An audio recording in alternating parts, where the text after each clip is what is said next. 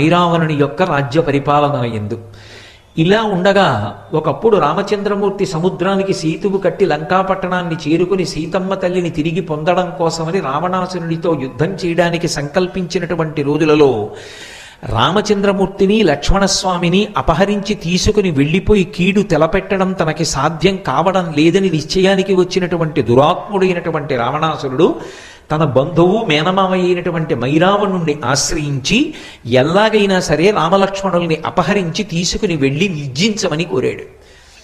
ఆ రోజులలో స్వామి హనుమ తన యొక్క వాలము చేత తోక చేత ఒక పెద్ద ప్రాకార నిర్మాణం చేస్తుండేవారు రాత్రివేళ.